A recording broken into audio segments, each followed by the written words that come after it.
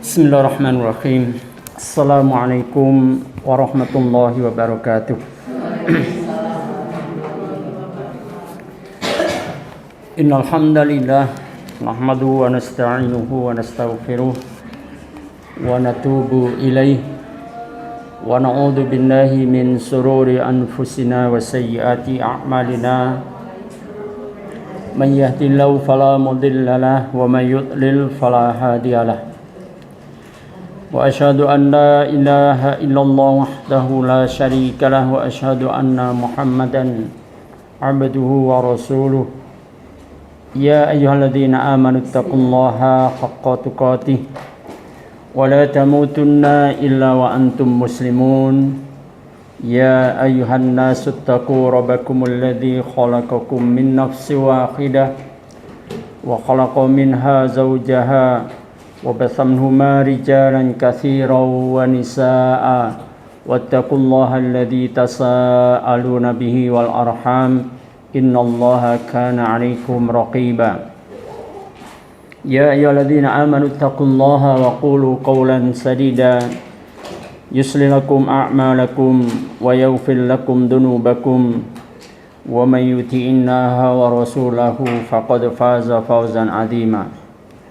Wa ba'du fa inna asdaqal hadithi kitabullah wa khairal hadi hadi Muhammadin sallallahu alaihi wasallam wa syarrul umuri muhdatsatuha wa kullu muhdatsatin bid'ah wa kullu bid'atin dhalalah wa kullu dhalalatin finnar. Allahumma salli ala Muhammad wa ala alihi wa ashabihi wa man tabi'ahum bi ihsani ila yaumil qiyamah. Faqala Allahu ta'ala fil Qur'anil Karim wa'lamu annama amwalukum wa auladukum fitnah wa anna Allaha 'indahu ajrun 'azim. Wa qala Nabiyullah Muhammad sallallahu alaihi wasallam fil hadits inna likulli ummatin fitnatan wa fitnatun ummatil mal atau kama qala Rasulullah sallallahu alaihi wasallam. Ibu-ibu yang insyaallah dimuliakan Allah Subhanahu wa taala, alhamdulillah biidznillah hari ini Allah pertemukan saya dengan ibu-ibu di majelis yang mulia ini, di rumah dakwah ini. Semoga keberadaan kita di majelis yang mulia ini Allah meridhoinya, Allah mencintainya, sehingga apa yang kita lakukan di majelis ini menjadi catatan ibadah kita di sisi Allah Subhanahu wa taala. Karena sesuatu hal kalau kita lakukan, betapapun mungkin ada orang yang tidak suka, ya. Bahkan mungkin banyak orang yang nggak suka. Kalau hal itu diridhoi oleh Allah, kalau hal itu dicintai oleh Allah, tetap saja itu namanya ibadah. Sebaliknya, kalau ada aktivitas atau ada kegiatan atau ada acara apalah, besar-besaran acaranya, ya. Banyak orang yang senang, banyak orang yang mengunjunginya, bahkan banyak orang yang mendukung dananya, gitu ya. Tapi kalau di dalam acara tersebut betapapun banyak orang yang mendukungnya, mendanainya, kalau Allah tidak ridho, Allah tidak mencintainya, maka hal itu tetap maksiat namanya. Ini perlu dicatat betul itu ya. Mudah-mudahan ibu-ibu azakumullah, perjalanan hidup kita yang tersisa ini betul-betul Allah tuntun kita untuk beraktivitas dengan aktivitas yang diridhoinya, aktivitas yang dicintainya, sehingga penuh dengan catatan ketaatan kepada Allah Subhanahu wa ta'ala. Salawat serta salam senantiasa kita sampaikan pada junjungan kita Nabiullah Muhammad sallallahu alaihi wasallam.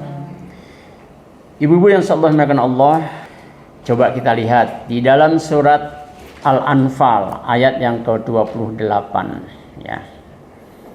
Allah Subhanahu wa ta'ala berfirman wa'lamu annama amwalukum wa auladukum fitnah wa annallaha indahu ajrun azim.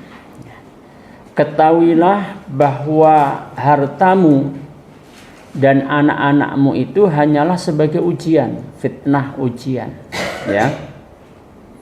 Dan sesungguhnya di sisi Allah ada pahala yang besar. Pun juga demikian di dalam surat At-Taghabun ayat yang ke-15. Allah juga menyatakan innama amwalukum wa auladukum fitnah wallahu indahu ajrun azim. Sesungguhnya hartamu dan anak-anakmu hanyalah cobaan, ujian. Di sisi Allah lah ada pahala yang besar. Ibu-ibu azakumullah, inilah ketetapan Allah, hukum Allah bahwa memang seberapapun Allah memberikan harta kepada kita, mau sedikit, mau banyak gitu ya, ataupun Allah memberikan anak kepada kita, hendaklah kita menyadari itu adalah bagian dari ujian bagi kita, ya. Namun memang manusia itu dihiasi dengan kecenderungan kepada harta dan anak. Banyak ayat seperti itu. Misalnya di dalam surat Al-Imran ayat 14 misalnya, ya. Allah Subhanahu wa taala menyatakan zuyyina lin-nasi hubbus syahawati minan nisa'i wal banina wal qanatiril muqantarati minadz zahabi wal fiddati wal khailil musawwamati wal an'ami wal harth dzalika mata'ul hayatid dunya wallahu indahu husnul ma'ab. Dijadikan terasa indah dalam pandangan manusia cinta terhadap apa yang diinginkannya. Apa saja yang kira-kira yang diinginkannya dalam ayat ini? Satu, di sini memang khitabnya kepada laki-laki, makanya diarahkan kepada laki-laki, yaitu kecenderungan cinta kepada minan nisa, kepada wanita, ya. Kemudian juga wal banin, juga cinta terhadap anak-anak juga. Pun juga cinta kepada harta benda, yang di sini bahkan sampai digambarkan oleh Allah harta benda yang bertumpuk-tumpuk, baik dalam bentuk emas, perak, kuda pilihan, hewan ternak, sawah, ladang dan sebagainya. Tapi Allah kemudian ingatkan dalam ayat ini, dzalika, apa itu dzalika maksudnya? Hal itu, maksudnya hal itu yang mana? Ya kecenderungannya tadi, kecenderungannya kita mencintai, kalau ibu ya tentu mencintai laki-laki gitu ya, mencintai lawan jenisnya, mencintai anak-anak, mencintai harta dan sebagainya tadi, ya. Hal itu dikatakan oleh Allah mata'ul hayatid dunya, itu hanya sebagai perhiasan kehidupan dunia. Nanti kalau di ayat yang lain, ketika manusia itu cenderung kepada harta dan anak, nggak sadar, atau mungkin barangkali ya karena terbelenggu dengan rasa cintanya gitu ya, maka dia lupa bahwa harta dan anaknya itu akan pisah dengan dirinya. Harta dan anaknya itu bahkan dikatakan bisa lenyap seperti ketika Allah menggambarkan ketika bumi ini disiram dengan air hujan, kemudian para petani senang tumbuh-tumbuhan, tanamannya tumbuh subur, tapi suatu saat pasti akan sirna juga, ya. Tanaman itu akan menguning dan hancur, ya, gitu ya. Nanti kita akan lihat ayatnya yang lain, ya. Jadi kesenangan, kecenderungan manusia kepada lawan jenis dan kemudian kepada anak dan berbagai harta benda tadi, ya, itu sebenarnya kan cuma mata'ul hayatid dunya, itu hanya perhiasan kehidupan dunia. Kita di dunia saja kira-kira adakah yang kekal? Enggak lah, ya pasti sudah kita banyak belajar tentang dzikrul maut, tentang kematian, ya. pasti kita akan meninggalkan dunia ini. Makanya istilahnya apa, Bu? Meninggal dunia, meninggalkan dunia gitu loh ya, masa meninggalkan dunia ya. Nah, Ibu azakumullah ya. Mari kita mengingatkan diri kita bahwa sesungguhnya fitnah harta dan anak yang Allah tetapkan di dalam Al-Quran untuk mengingatkan kita semuanya bahwa ayat yang tadi kita baca, di antaranya surat Al-Anfal ayat 28 itu, Allah memperingatkan kepada kaum muslimin agar kita mengingatkan kita sebagai orang Islam ini, orang yang beriman ini, agar kita mengetahui, menyadari bahwa harta dan anak-anak mereka itu hanyalah ujian. Yang namanya ujian itu, Bu, nanti kondisi kita ada yang lulus dengan ujian itu, ada yang tidak lulus gitu loh ya.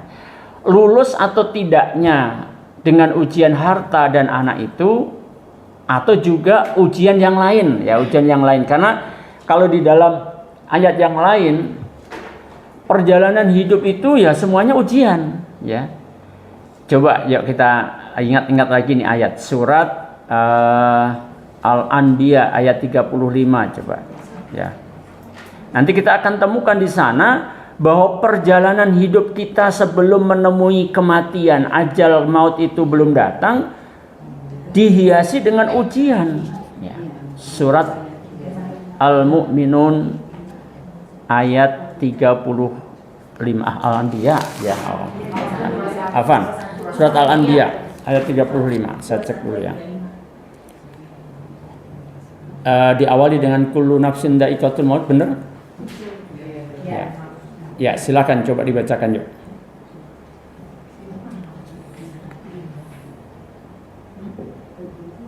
Surat Al-Anbiya ayat 35, silakan. Monggo.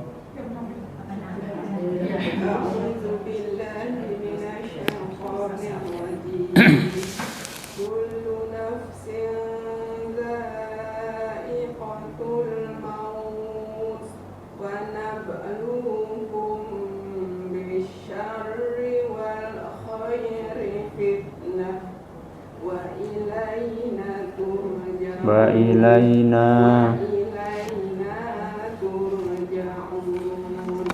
Setiap yang bernyawa akan merasakan mati. Kami akan menguji kamu dengan keburukan dan kebaikan sebagai cobaan, dan kamu akan dikembalikan hanya kepada kami. Sebelum kita kedatangan ketetapan Allah tentang kodok kematian ya, maka Allah memastikan wa nabluukum bisyarri wal khairi fitnah. Dan pasti kami menguji kalian dengan keburukan juga kebaikan sebagai ujian yang nyata ya. Jadi perjalanan hidup kita itu ya ujian semuanya. Tapi yang hendak kita bicarakan secara khusus ini adalah ujian dari Allah yang wujudnya harta dan anak. Tapi secara umum perjalanan hidup kita itu semuanya ujian. Mau kita senang ya ujian, kita sedih ya ujian ya, kita sehat ujian, kita sakit ujian gitu ya. Masya Allah ya. Nah, saudaraku seiman yang insya Allah dimuliakan Allah Subhanahu wa ta'ala. Jadi Allah mengingatkan kita semuanya agar kita menyadari bahwa pemberian harta dan anak, seberapapun harta itu diberikan oleh Allah, berapapun jumlah anak yang diberikan oleh Allah, atau kadang mungkin ada manusia yang tidak dikaruniai anak gitu ya, bukan berarti kemudian dia tak punya ujian. Ya tetap aja hidupnya ya ada ujiannya ya. Maksudnya apa ujian ini? Tadi saya katakan bahwa namanya ujian itu ya ada yang lulus, ada yang enggak. Tergantung dari sikap kita atas harta ataupun anak yang Allah karuniakan, Allah berikan kepada kita. Karena dengan ayat ini maksudnya agar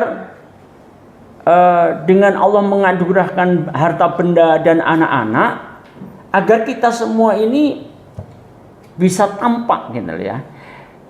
Sebentar dong, sebelum jauh nih. Apa sih fungsi ujian sebenarnya? Enggak, kalau di dalam Al-Quran apa? Untuk mengetahui iman kita itu benar apa dusta. Ya. Coba lihat di dalam surat Al-Ankabut ayat yang kedua itu ya. Surat ke-29 ya. Jadi nanti dengan harta ataupun anak sebagai ujian ya akan tidak lepas dari ayat itu. Nanti akan terbukti iman kita itu sodik atau kadzib gitu ya. Surat ke-29 ayat kedua.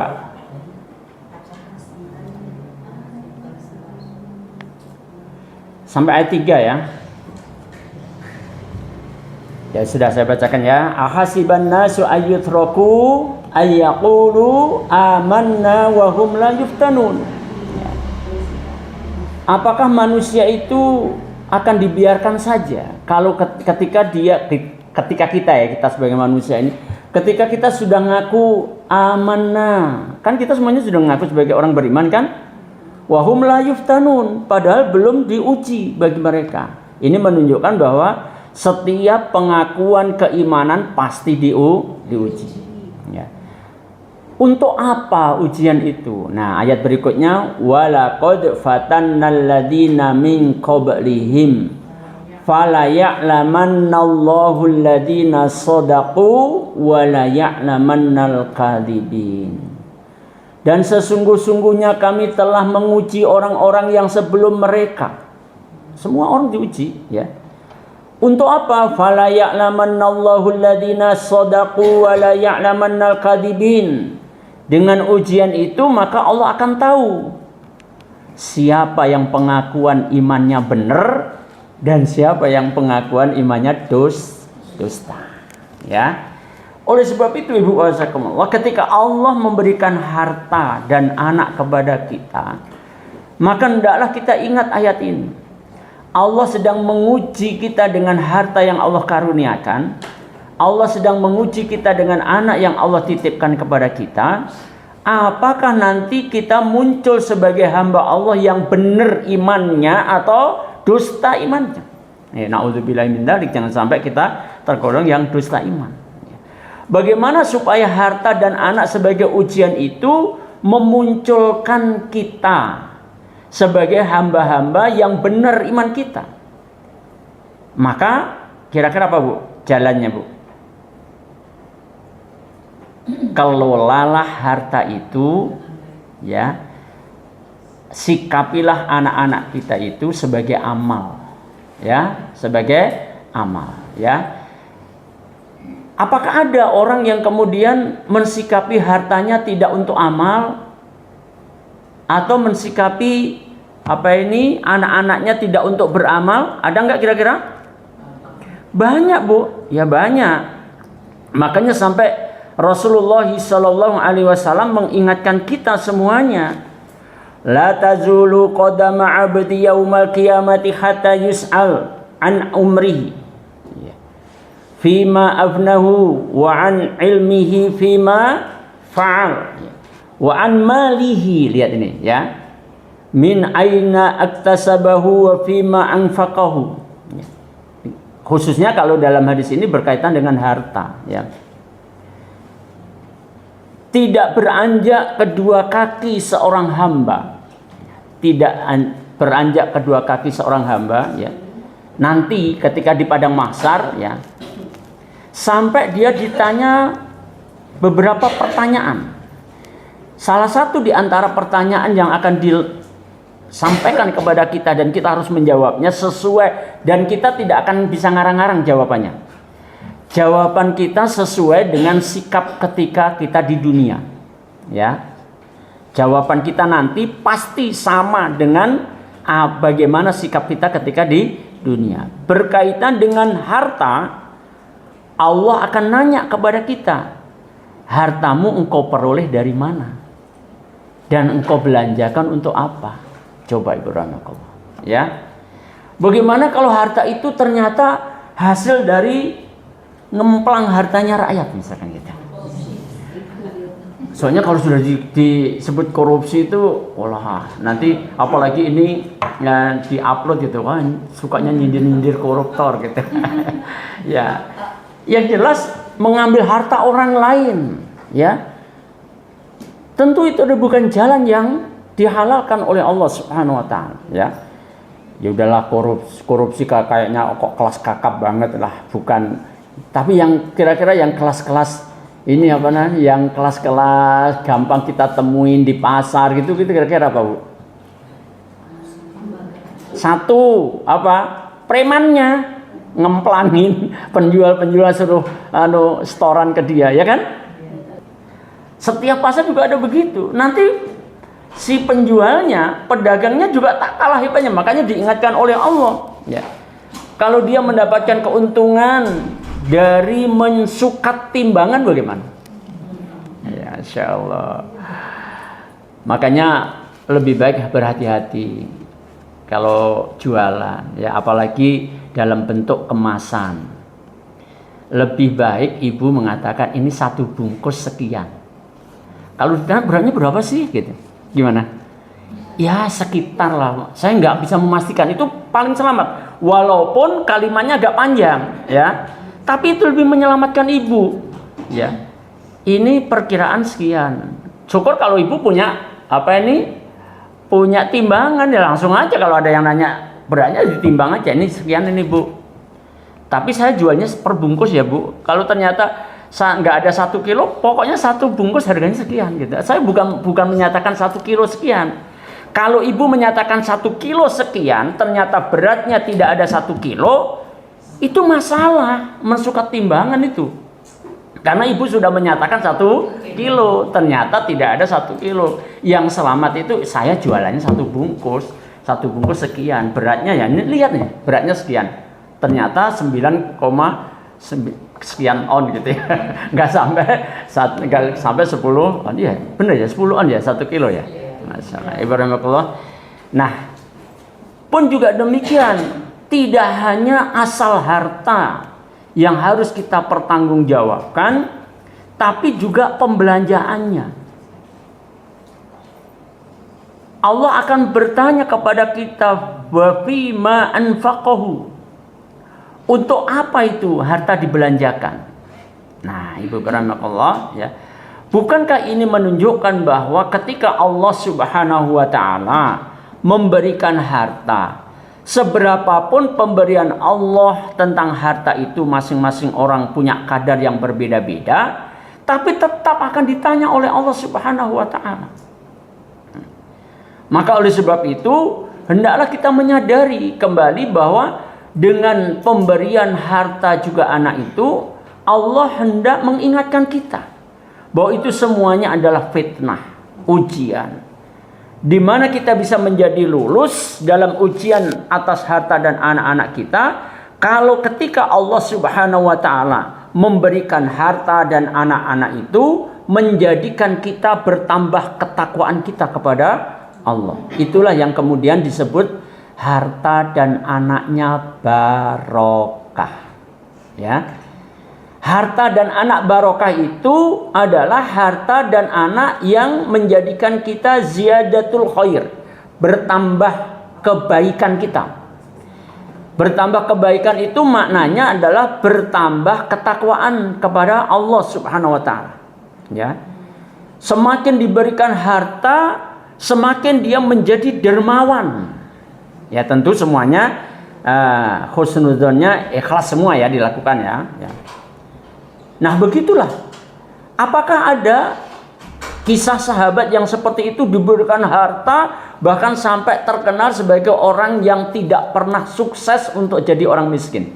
Jadi tidak sukses untuk jadi orang miskin. Pengen miskin sebenarnya. Siapa dia? Abdurrahman bin Auf, Masya Allah.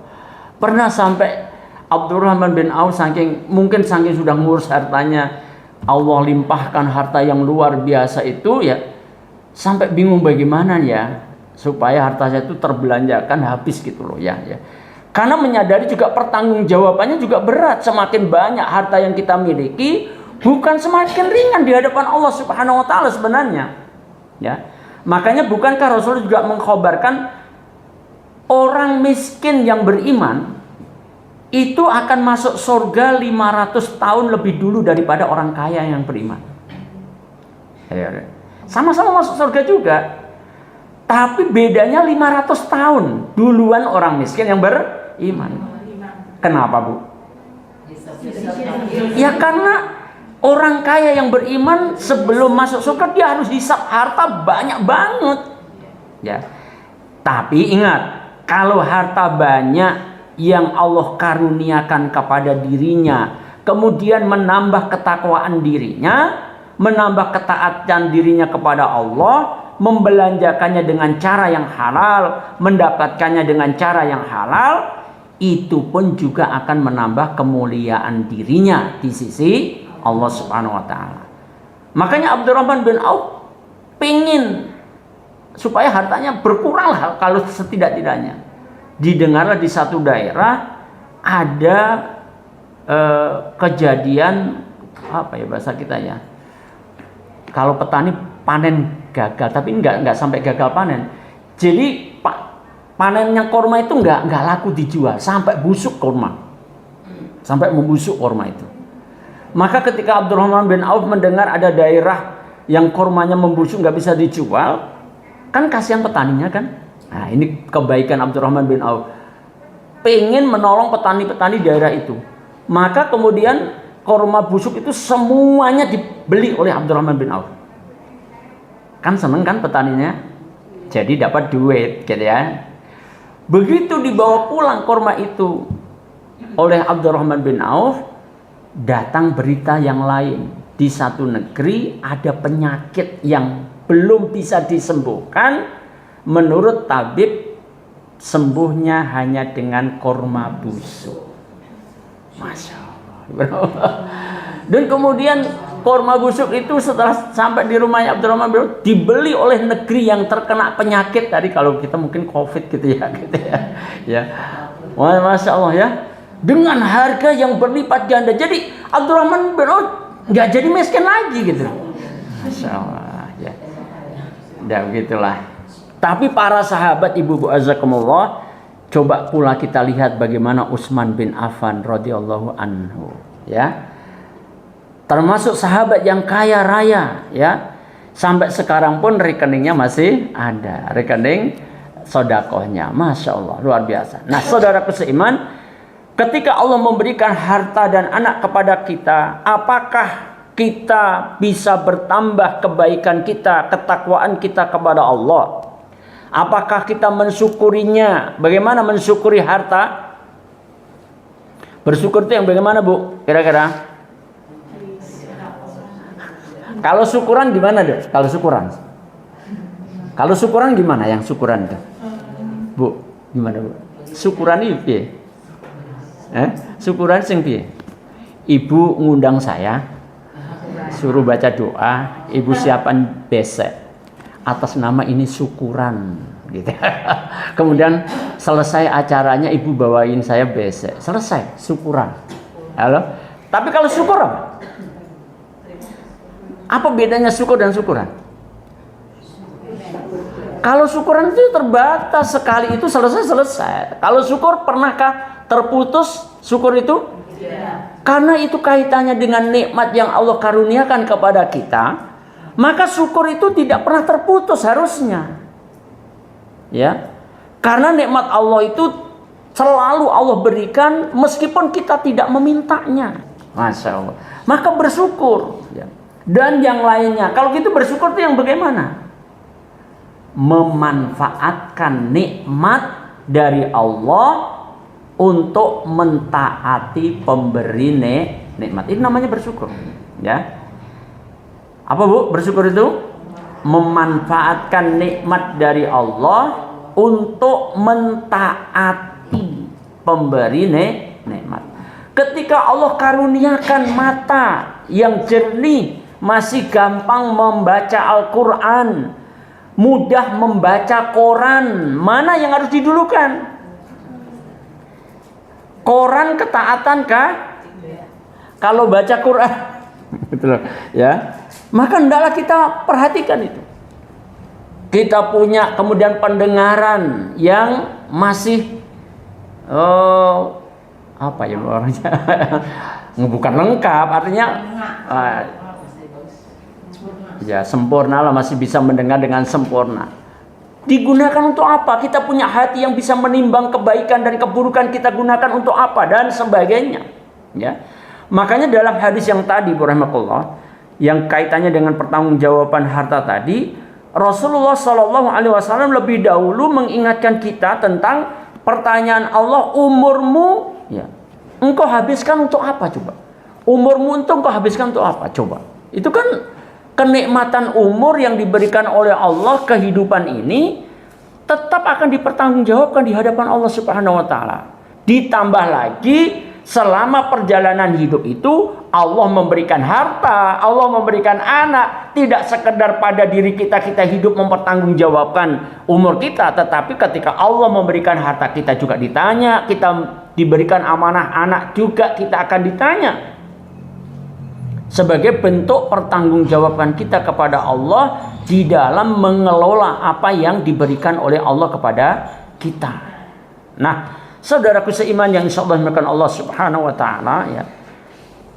Ketika kita bisa dengan harta dan anak itu kemudian kita bertambah ketakwaan kita kepada Allah, bertambah ketaatan kita kepada Allah, menggunakannya untuk mensyukurinya dan sebagainya, maka berarti keimanan kita berhasil. Ya, terbukti bahwa kita beriman kepada Allah. Namun ada juga pasti, setiap orang itu juga pasti ada, ya, dan kecenderungan yang tidak lulus itu lebih banyak, ya, yang tidak lulus itu lebih banyak. Kenapa kok kesimpulannya begitu? Coba ibu lihat, ya, di dalam surat Yusuf ayat 103, coba, ya. Mudah-mudahan tidak salah saya mengambilnya, ya.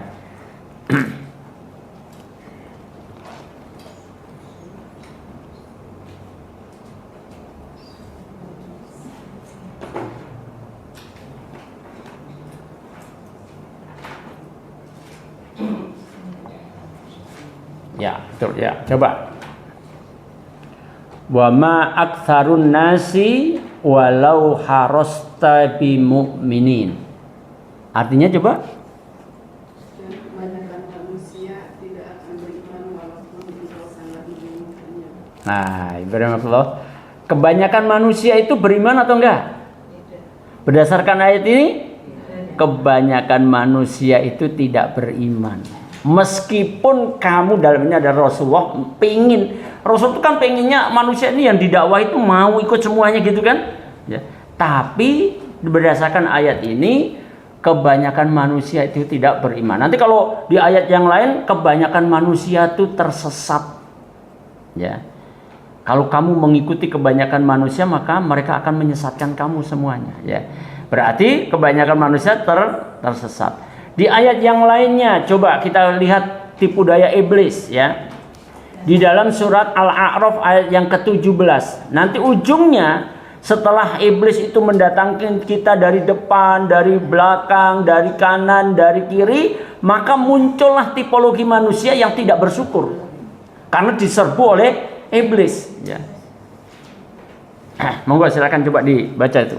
Surat Al-A'raf ayat 17 tuh.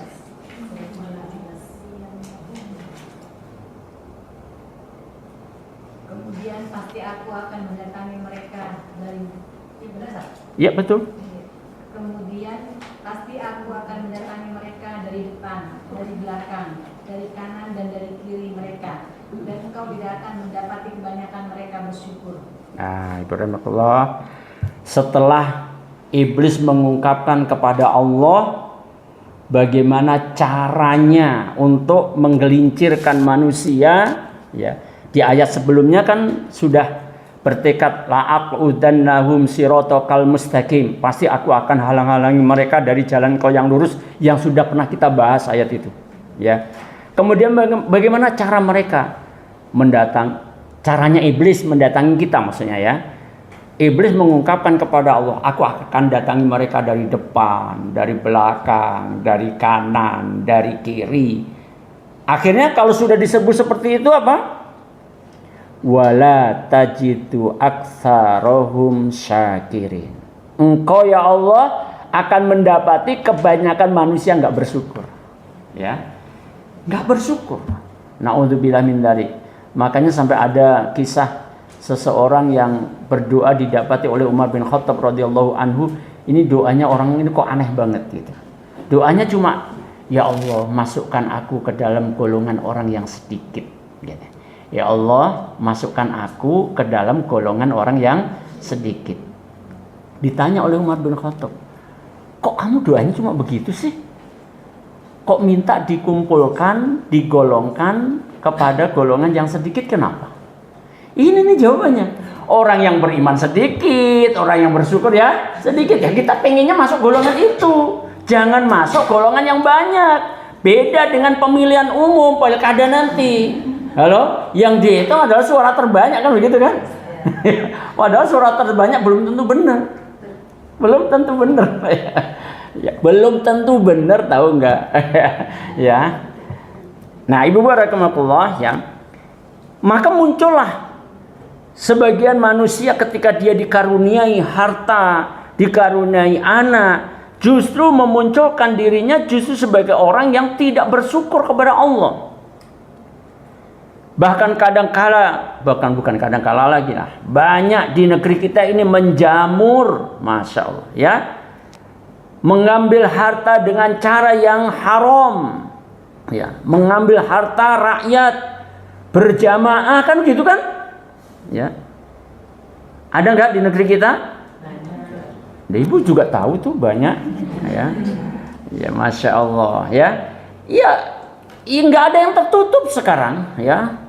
Masya Allah ya. Begitu dilihat ternyata backing judi online-nya malah di satu departemen. Masya Allah coba. Di ruang kerjanya sampai laci-laci yang filing kabinet itu isinya ternyata uang. Masya Allah. Ya Allah gimana cara ngitungnya, ya ngapain kita mikirin itu ya. Tapi bukankah itu harta yang haram? Masya Allah ya. Dan kemudian ketika ditanya, ya bos judi online itu, atau juga yang pernah saya lihat itu adalah orang-orang yang pengedar narkoba yang dia menyatakan Indonesia tidak akan pernah bersih dari narkoba. Ini pemainnya nih diwawancarai di sebuah TV ya, sampai ditanya, kamu dapat uang banyak gitu untuk apa? Ya untuk pesta pora, untuk bahkan saya juga membantu orang-orang miskin. Masya Allah. Membantu orang miskin dengan cara jualan narkoba gitu loh ya. Untuk apa itu? Kok kamu tahu harta itu harta haram. Istilahnya harta panas. Kok kamu gunakan untuk membantu orang lain, untuk menyantuni yatim piatu dan sebagainya? Kami itu mengistilahkan untuk tolak bala. Apa istilahnya tolak bala apa ya? Ya udah gunakan ini. Tolak bala maksudnya apa? Supaya harta yang dia miliki itu menjadi bersih. Yang mana bisa bersih? Imam Sufyan Ats-Tsauri menggambarkan orang yang berinfak dengan harta yang haram seperti wanita yang mencuci pakaian dengan air kencing. Digambarkan seperti itu. Orang yang nyuci itu tujuannya untuk mencapai apa?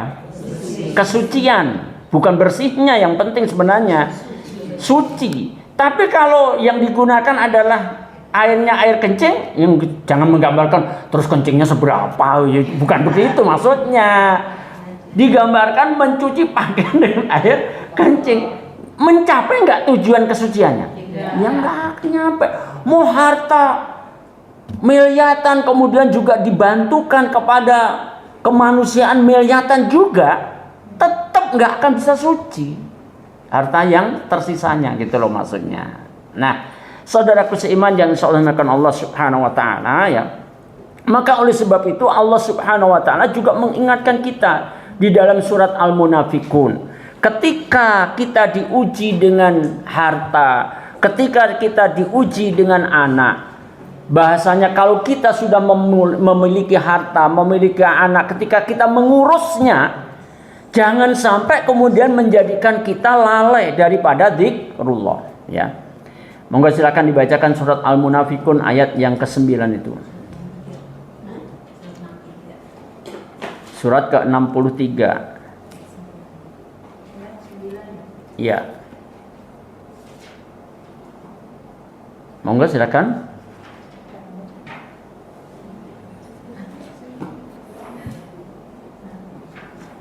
Wahai orang-orang yang beriman, janganlah harta bendamu dan anak-anakmu melalaikan kamu dari mengingat Allah.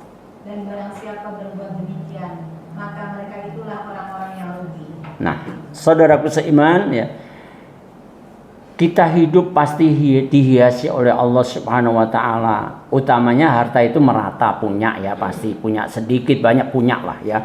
Tapi anak kadang-kadang ada manusia yang tidak dikarunia anak. Tapi umumnya juga diberikan anak juga.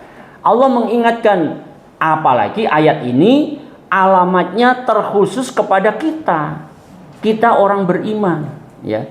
Ya ayyuhalladzina amanu la tulhikum amwalukum wala auladukum an dzikrillah wa may yaf'al dzalika faulaika humul khasirun. Wahai orang-orang yang beriman, janganlah harta bendamu dan anak-anakmu membuatmu lalai daripada mengingat Allah, ya. Siapa yang berbuat demikian, wa may yaf'al dzalika, dan siapapun yang yaf'al dzalika, berbuat yang seperti itu, maksudnya berbuat apa ini, Bu? Seperti itu, ngurus harta, ngurus anak, lalai daripada zikrullah. Kita pernah membahas ayat ini secara khusus tentang adha'us shalah, ya. Menyia-nyiakan salat, ngurus harta, ngurus anak, menyengaja untuk menunda salatnya. Banyak nggak seperti itu? Masih ingat Ibu yang saya gambarkan, urusannya cuma penggorengan, yang digoreng cuma kerupuk, bisa nunda sholat. Halo? Bener Mbak Yu? Ya, Masya Allah, ya. Padahal ketika suara adzan al-muttaqin itu mungkin ada yang mati satu, mungkin loudspeakernya itu sudah ada yang kok adanya nggak kedengeran ya kita. Begitu udah dibenerin sama Pak Yanto gitu. Kan partnerku kan suaminya beliau Pak Yanto. Dibenerin, suaranya udah Masya Allah, dari kamar aja langsung masuk telinga, suara kenceng banget suara. Tapi coba Ibu Rahmatullah, ya, saya tidak bicara yang wanita dulu lah, karena saya kan nggak mungkin ngintip rumahnya Ibu satu-satu, ya. Yang jadi ukuran adalah laki-laki. Tak pernah itu masjid itu penuh, nggak pernah. Tidak seperti sholat Jumat. Dikira yang penting itu cuma sholat Jumat, dikira. Masya Allah. Padahal sholat Jumat itu ya cuma seminggu sekali pasti, kan gitu kan? Pada hari apa? Ya, kirain ngantuk. Ya mesti Jumat, namanya juga Jumatan, ya mesti hari Jumat. Ibu rahmatullah, ya. Tapi begitu Jumat asar enggak penuh lagi. Itu tadi kemana saja tuh yang penuh itu sampai luber-luber itu. Masya Allah. Di Al-Manar yang lebih gede masjidnya luber juga, tapi kalau asar Masya Allah. Masya Allah. Ibu rahmatullah yang luar biasa, Ibu rahmatullah, ya. Jangan sampai harta kita dan anak-anak kita itu, ya tentu harta itu bukan berarti kemudian ansih ngurus harta yang di rumah, nggak begitu. Semua harta ini bisa pahami dengan interaksi kita dengan dunia, ya. Maka kemudian melalaikan kita daripada zikrullah. Kenapa kok tekanannya seringkali dinisbatkan atau disandarkan kepada bab sholat? Kenapa? Aqimis sholata lidzikri, kata Allah. Tegakkanlah sholat untuk mengingatku. Jadi sholat itu utama, dan itu ukuran seseorang itu ingat kepada Allah atau tidak ya pada sholatnya. Kalau dia ditentukan waktunya sudah pasti, kemudian setiap waktu masuk dia segera melaksanakan sholat, berarti orang ini tipologi yang selalu ingat Allah. Ya. Tapi kalau dia suka nunda-nunda sholat, ini karakter orang yang ntar dulu lah ngingetnya Allah kan gitu. Halo, ntar dulu ngingetnya. Maka orang seperti itu gampang banget kemudian terperosok dalam perbuatan kemaksiatan. Nah, saudara seiman yang selalu makan Allah Subhanahu wa taala, ya. Wahai orang-orang yang beriman, janganlah hartamu dan anak-anakmu membuatmu lalai daripada mengingat Allah.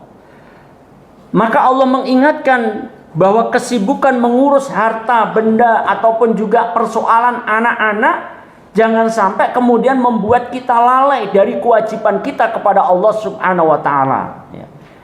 Dan bahkan kemudian kita ada juga tipologi manusia, kalau tadi nunda, ada lagi sampai mereka tuh rela untuk tidak sholat. Banyak nggak kira-kira? Banyak, Bu, ya. Hanya karena ngurus hartanya sehingga dia tidak menunaikan kewajibannya kepada Allah yang memberikan harta kepada dirinya. Padahal tadi syukur tadi gimana? Menggunakan atau memanfaatkan kenikmatan pemberian Allah itu, wujudnya harta misal, untuk mentaati Allah. Jadi ketika mengelola harta, ngomong anak juga begitu. Jangan hanya ngomong cucu tuh bisa nunda sholat. Ini, iya Mbak Uti, ngomong putu loh bisa nunda sholat. Masya Allah, jangan. Masya Allah, ya. Nah, ibu-ibu azakumullah, bahkan kita dapatkan juga, kok begitu tenangnya ngomong cucu papasan dengan orang yang pulang dari masjid, laki-laki juga gitu. Nah, aneh juga ini, tenang banget gitu loh, ya. Dorong cucunya ketemu orang-orang yang bubaran dari masjid. Dulu perasaannya gimana? Wong Islam lah, kalau bukan orang Islam ya nggak apa-apa, ya. Masya Allah. Ini menunjukkan bahwa dia lalai dari kewajibannya kepada Allah Subhanahu wa taala. Bisa dipahami, Bu? Baik, rahmatullah. Kita cukupkan ya pertemuan kita, mudah-mudahan kembali lagi, ya. Mudah-mudahan Allah menguatkan iman dan takwa kita dalam segala aspek kehidupan kita, ya. Karena perjalanan hidup ini hanyalah ujian, ya. Senang, susah, sehat, sakit, semuanya adalah ujian. Mudah-mudahan dengan ujian apapun kita lulus dan kemudian sama-sama menikmati surganya Allah Subhanahu wa taala. Akhiru da'wana alhamdulillahirabbil alamin. Sallallahu nabiyina Muhammadin sallallahu alaihi wasallam. Kita tutup bersama dengan kifaratul majlis. Subhanakallahumma wa bihamdika asyhadu an la ilaha illa anta astaghfiruka wa atubu ilaik. Teriring salam untuk keluarga semua di rumah. Assalamualaikum warahmatullahi wabarakatuh.